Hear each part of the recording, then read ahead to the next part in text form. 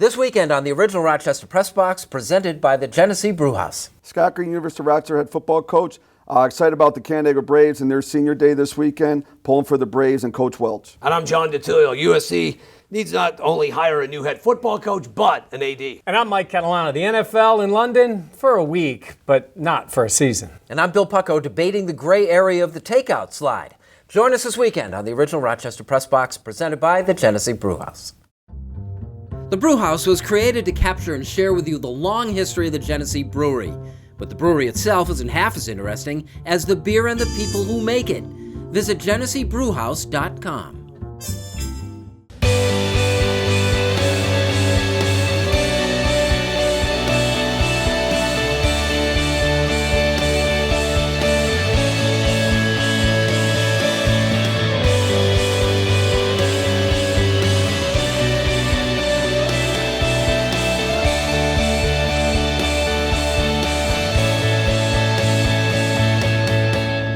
Everyone, and thanks for joining us here in the Rochester Press Box, presented by the mighty Genesee Brew House, and it's great to have them on as our title sponsor this year. Bill Pucko with you, joined as always by John DiTullio. No, it's my pleasure to be here. And Mike Catalana. Good to be back. And it's definitely our pleasure to have for the first time in on the Press Box is Scott Greene, the head coach of the Univar football team, 4-1 going into the game this week at RPI. 1991 Section 5 Player of the Year at Canandaigua Academy, the mighty Mike Foster teams.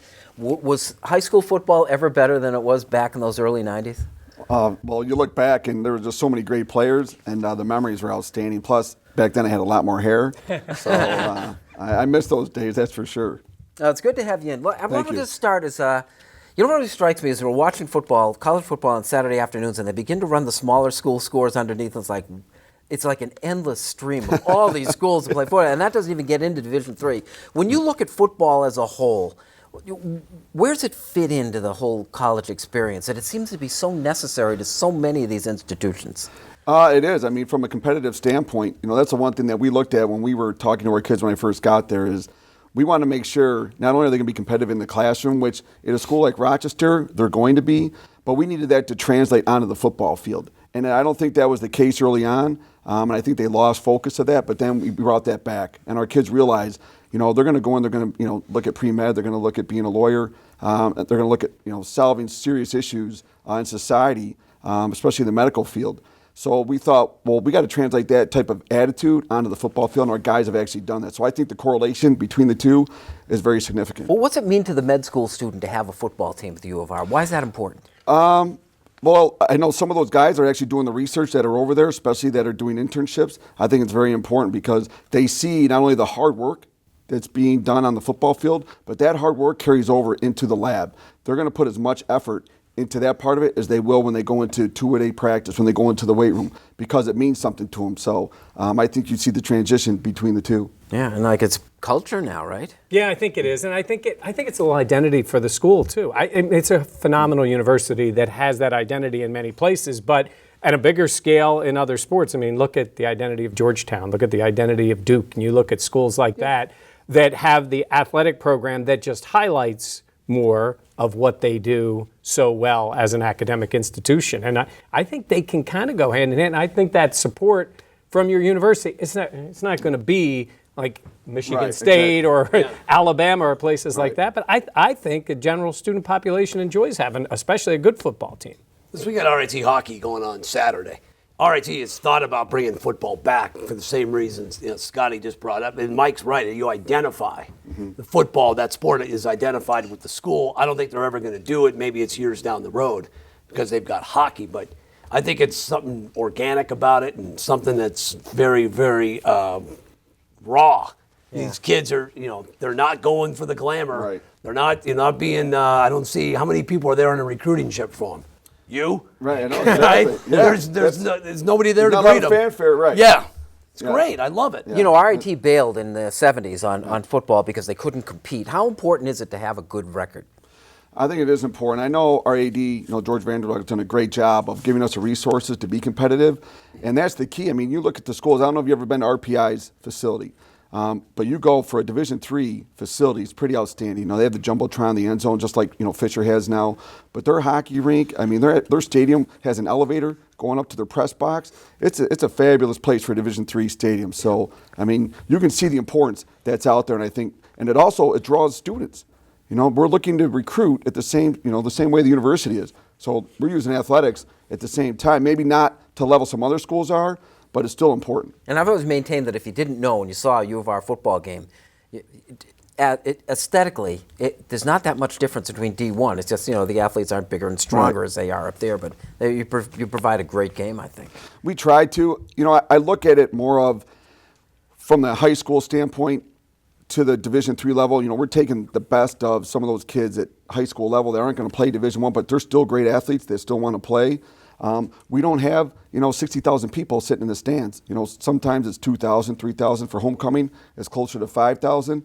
But most of the games, you're going to have 1,500 people sitting there, and you're playing for the guy next to you, and you're playing for your parents and your family. That's basically what it comes down to. That's what we're playing for. Scott Greene is with us. This is the original Rochester Press Box presented by the Genesee Brew House. We're going to talk Buffalo Bills and the NFL next.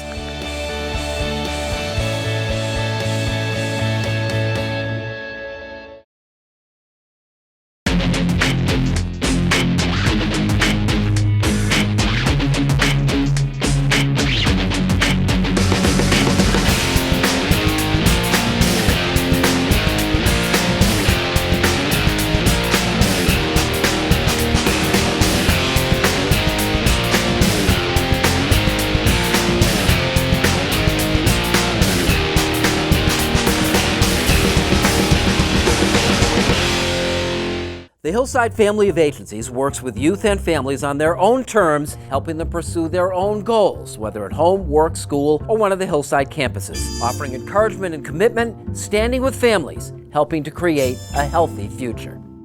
The Buffalo Bills Quote of the Week was brought to you by the Rochester Geico Office. Give the Rochester Geico team a chance to see how much you could save on all your insurance needs. Call or stop by the office on West Henrietta Road, open Monday through Saturday. The Geico Quote of the Week, Johnny, what do you think? We're going to find out, aren't we? I mean, Doug Willey's going to look like a genius if E.J. Manuel goes out there and steadies the ship and plays well. If he lays an egg and Castle starts playing well at Dallas, with the benefit of hindsight, then Doug Whaley looks foolish. Would you mind having Fred Jackson and Matt Castle on this team going into the Cincinnati game? Perhaps. At least Castle. Better. The interesting dynamic is that the both of them figure to be playing, so we're really going to get a chance to see them. This portion of the original Rochester Press Box is brought to you by the Hillside Family of Agencies. Football. Michael, this game, like, it wasn't interesting enough to have an undefeated team coming into Orchard Park. Yeah. Got more interesting this week, didn't it? Yeah, they're banged up. I mean, Taylor, they can say what they want in the beginning of the week talking about him. I don't think he's going to play. It's going to be E.J. playing. Maybe McCoy. We'll see how he progresses during the week. Coming back, they need him. Watkins, they need him on the field. This offense is disjointed. They were atrocious in the game against Tennessee. And the problem I see is unless his defense decides to really step up against Cincinnati in this game, I mean, that Bengals team can score points. Andy Dalton looks really good. A.J. Green is killing people. If they step up, they've got to step up and do – we're talking about keeping them in the teens, I think, to have a shot this week. And I just don't see it out of the Bills' offense right now. I mean, Tyrod was their only offense last week. I'm hoping for EJ that he plays well, but I don't like the pieces around him at the moment. I think the Bengals are going to win the game by a touchdown. That line moved from essentially a pick-em at the beginning of the week to 3.5, which is a major move. I'm with Mike. This is up to the defense. What can you really expect from E.J. Manuel in this football game? He hasn't started a game in a year. So I put it on Rex and the defense to kind of keep it close and a la Tennessee try to steal it in the fourth, but you're going up against the number one offense in the NFL. With Tyler Eifert, maybe the second best tight end in football behind Gronk right now. He's playing that well for Cincinnati. I'm going with the Bengals. I think they win by at least 7. Coach, I'm going to run a couple things by you. First of all, I think, we heard a lot in basketball, but a lot of times it's when you play a team. I think the Bills are catching Cincinnati at a good time, having just played Cincinnati, or having just played Seattle and beaten them at home and then going on the road. With your team, too, do you manage expectations and you know that there's certain points in the schedule where you're going to have maybe a tougher time getting the team to play at its level? It's just natural. The psychology of it's going to happen. So you just try to prepare your guys, motivate them in the right way. And I think it all just comes down to execution. You got to go out and have a great week of practice, and you got to rely on the guys that are going to get the job done, especially on Saturday or Sunday. And EJ's going to he's got to prove himself. He's got to go out there on Sunday and prove that he can actually get the job done. This is an opportunity for him. So I'm sure he's excited for it. I just don't think that he's going to be able to handle Cincinnati's defense, and I think they're too good offensively. You had a nice little NFL career. Were there games like that, though? You kind of saw them coming and said, geez, this one could be more trouble. Well, you always worry about that trap game. Do you see Cincinnati in that position this week? I do not. I don't. Being undefeated, they know what they're going to walk into. Buffalo's going to be ready to play. All right, give us another game you like. I like Arizona. I think Arizona at Pittsburgh. I know they're going to be, it's going to be a different atmosphere for them. But I think the way they're playing, Bruce Arians has a good football team. Carson Palmer's playing well. Larry Fitzgerald's a great weapon. I think overall they're just a balanced football team, and I think it's going to be a lot for the Steelers to handle. All righty, so you've already taken Cincinnati. You got another game you like, Mike? Yeah, I'm taking the Patriots, laying the points. I think they are going to rock the Colts. I think this is part of the payback. I think he's sitting there waiting on this game, and I think if he's got a chance, he's going to run it up on Indy. It's still the payback. Mike. I love that game. I love the Packers, but I'll go with the Vikings laying 3 at home against the Chiefs. Chiefs are in a swirl right now. All right, I got to back up my theory about the whole timing thing. So I'm going to take Buffalo those 3.5 points, and I like the Ravens playing at San Francisco, giving 3 points. They've got to beat somebody, right? Here's our Hillside Family of Agencies pick. It is done by Mary Jo Acombe, who's the program supervisor for the youth sport programs at Hillside. Hillside's picking these at 8-2 against the numbers. Pretty impressive. They like the Bills with a 3.5 this week, and they're taking the Houston Texans -1 playing the Jacksonville Jaguars. This portion of the original Rochester Press Box is brought to you by our friends at the Hillside Family of Agencies and, of course, the mighty Genesee Brew House. Like it or not, when we return.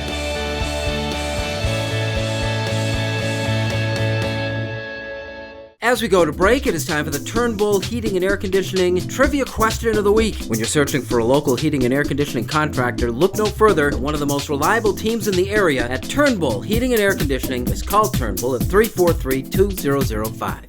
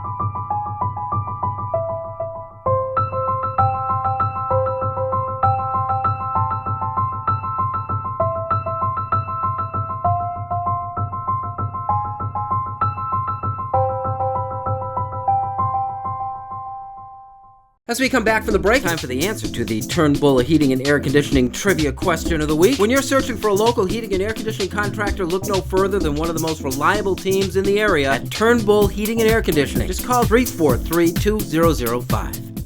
See New York in a whole new way. Amtrak is offering a 15% discount for all travel inside New York State and Montreal. Visit Amtrak.com for the See New York discount. Safe, comfortable, affordable, and easy. Amtrak. Enjoy the journey. Welcome back to the original Press Box, presented by the mighty Genesee Brew House. And this portion of the Press Box is brought to you by Amtrak Trains. Enjoy the journey. Like it or not, Johnny, the takeout slide. I like it. I mean, I know I'm probably in the minority. Was it dirty? Perhaps. It was a hard play. We've seen this happen so many times in baseball. The only reason we're talking about it is because Ruben Tejada broke his leg. Right? And not the only reason people were talking about it. We saw it last week in the Houston Yankees series where Didi Gregorius went in hard on Altuve, nearly ended his career, didn't break his leg, so we're not talking about it. Should the Mets have retaliated? They may get their chance in Game 5 when DeGrom, I assume Utley's going to be in the lineup. I don't have a problem with it. I had a problem with it. He could have been out of the baseline. Maybe it should have been ruled a double play. I also had a problem with Daniel Murphy's flip. I didn't think that was great. I had a problem with Tejada just make sure you get the ball and get the heck out of second base, get the heck out of the neighborhood. So I have a lot of problems what transpired afterwards, but I don't have a problem with Chase Utley going in hard. That's the way he plays. That's the way he's always played. And it's unfortunate someone broke their leg, but I don't have a problem with it. Yeah, Coach, it's one of those gray area things where, the judgment appears to be because there was an injury involved, But you really have to judge on a rule outside of the results that way, don't you? You do, but I mean, you look at it, it's like the quarterback. You don't want to see him get hurt or get hit in a cheap way. But it's part of sports. As long as there is that kind of gray area, and they're going to allow it, and you're going to let a guy play hard, and we all are. We know at this point you're playing to win. That's what it comes down to. And if it's allowed, and he doesn't get thrown out, what are you going to say? What's the football counterpart to the takeout slide at second base? The chop block was something I thought about. Yeah, I mean, the high-low, that's obviously something that, you try to stay away from. That's the one thing I look for is, when you see a lineman come out and he'll engage a linebacker and then all of a sudden you got another guy coming in from the side. To me, that's kind of the same type of style. You're not expecting it, but it happens. And, for me, I've always tried to say that that block should be outlowed anyways. So. Mike, like it or not, the Chicago Cubs. I love it. I love watching it. And I tell you what, I think Theo Epstein is going to end up in the Hall of Fame, isn't Perhaps, he? Yeah. I mean, you think about it. If you go back 20 years and say there's going to be a guy who's going to get the Red Sox to win a World Series and may do the same thing with the Cubs, I love watching them play. They really have been that bad. And right now, their franchise has been. They're like a year ahead of schedule, or maybe 2, based on what people were saying. And who wants to play them now? Who wants to go against the Cubs? I think they have a very legitimate shot to win the whole thing. And you're rooting against them. Well, I've always been a fan of curses. I think they're great for sports. You had the curse of the Bambino. You got the curse of the Billy Goat. The Bartman thing in 03. So I've always been a fan of curses. So I wouldn't say I'm rooting for them. I don't know how much I'm rooting against them. I know what you're rooting for. You're rooting for them to get close and have something terrible happen. I think it's great if that happens. That's what adds to the romance of baseball, right? Michael brought up Theo Epstein. It was a guy we were talking about as Coach Harbaugh. Guys who can get things done, That's what they are, right? Absolutely. Great motivators. And the guys buy into it. So once you get guys believing in something, sky's the limit. That's the way they're playing. Michigan State and Michigan this week. Big one. Big one. There's not going to be much sleep between my game and everything else and the Facebook and everything that's going on right now. So I actually just met a guy in a parking lot on my way over here that's a Michigan fan. And I thought we were going to throw down. Yes, I love it. I had to walk away. That is right up your alley. I love that sort of stuff. Absolutely. This portion of the original Rochester Press Box brought to you by Amtrak Trains. Enjoy the journey. Unfinished Business is next.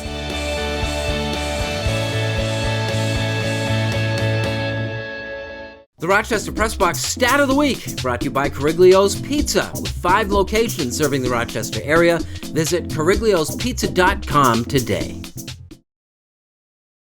And you don't need to be Native American to realize it is offensive. And it's not politically correct. It's the right thing to do. He was an idiot for throwing him that pitch. The guy's phenomenal. He had no reason to give him anything, especially a fastball to hit. It's simply that these two guys, Ronaldo and Tom Brady, are too good looking. I like it, just don't admit to it. Everybody wants to hate on the best in the world. He's here to stay, and he wants to build something big time. The bottom line is, still nobody's going to like A-Rod. Compeer Rochester has served this community since 1973, and on October 29th hosts its 26th annual sports luncheon. This year's featured guest is Buffalo Bills great Jim Kelly. Help support a great cause. Join us at the Rochester Riverside Convention Center October 29th at noon. Compeer Rochester, making friends, changing lives. Visit CompierRochester.org for ticket info. Dunkin' Donuts apple cider and apple pie are back. Indulge in the taste of the season's harvest. Dunkin's hot or iced apple cider and freshly baked apple pie, the crisp taste of fall. America runs on Dunkin'. Price and participation may vary. Limited time offer. Welcome back to the original Rochester Press Box, presented by the Genesee Brew House. This portion of the Press Box brought to you by our good friends at Dunkin' Donuts. America runs on Dunkin'. Unfinished business. Johnny? Go for a cup right about now. Listen, Pat Hayden was a great college quarterback. Actually, a pretty good NFL quarterback. He was a great lawyer, great businessman, a Rhodes Scholar, even a great broadcaster. What he's not is a good or a great athletic director. He's 0 for 3 in his hires. Tell me one athletic director in the country who gets 3 chances to make a hire and fails every single time. Now, Pat Hayden appears to be a great guy, beloved at USC. Let's remember he replaced Mike Garrett, who was a disgraced athletic director after the fallout from Pete Carroll. His first hire was Lane Kiffin. Really? 1 year at Tennessee? When Joey won, 6-6, and he brings him in. Then he brings in Steve Sarkisian, who eventually gets fired because of his off-the-field antics. And let's face it, he didn't win a whole lot at Washington. And his other hire no one's talking about is Andy Enfield from Florida Gulf Coast, a turn around the USC basketball program. For the record, they have finished 11-19 and 12-20 in college basketball and have yet to make the NCAA tournament. Pat Hayden is not on a contract, but I think he needs to realize he needs to step away from the program and let somebody in who's a little bit more qualified to make the big decisions in Southern California. Coach, how much of a difference does a good athletic director make for the job you have to do?